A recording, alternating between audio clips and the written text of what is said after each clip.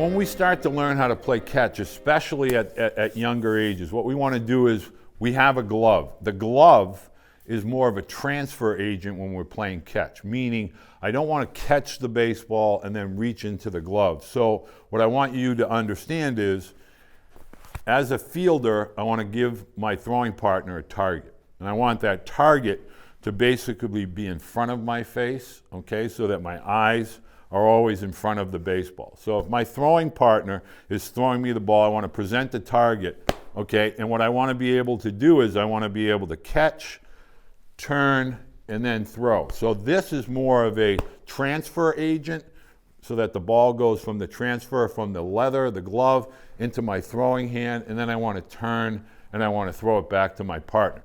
So if I think of any defensive position on the field, outfield, infield, catching, okay, that ball, okay, is always going to be transferred from my glove into my throwing hand.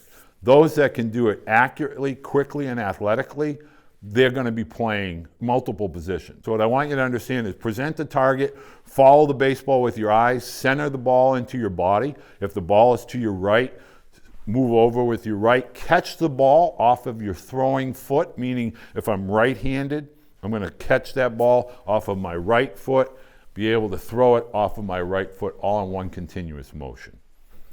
Give that a try. Good. Good. So the more that you can kind of try to teach yourself to take the ball from the leather into the hand without squeezing the glove and opening the glove and reaching into the glove. That's kind of a little bit of a trick. It takes a little bit of work, okay? Repetitions lead to retention.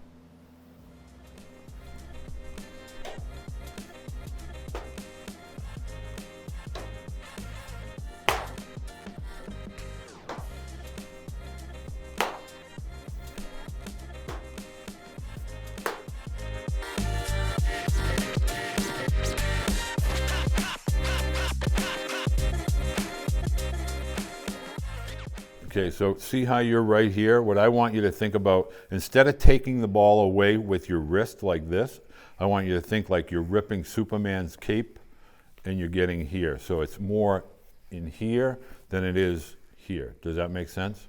So in other words, all I want to do when I receive that ball is, instead of letting my wrist come out of my hand, I want this way. All right, I'm going to create some energy, okay, up above in my scap. I just want to be this way as opposed to this way.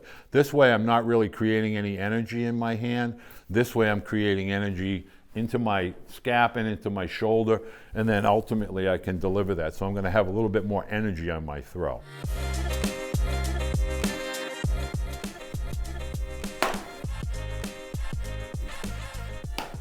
Okay, the other part of this that you guys are doing really, really well is you're keeping your glove up into your chest. Okay, so you never want that glove hand to get away from your body, because the further it is away from your body, the slower you're going to move.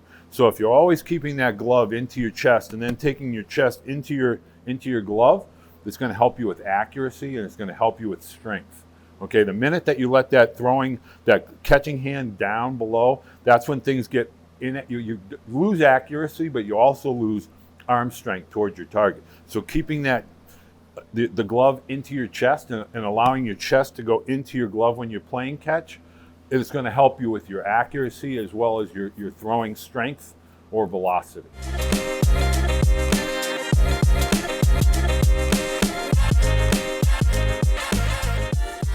And so by allowing children to play and get creative, they will instinctively gain confidence.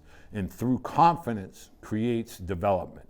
And that ultimately is what becomes the separator at older ages of high school and college.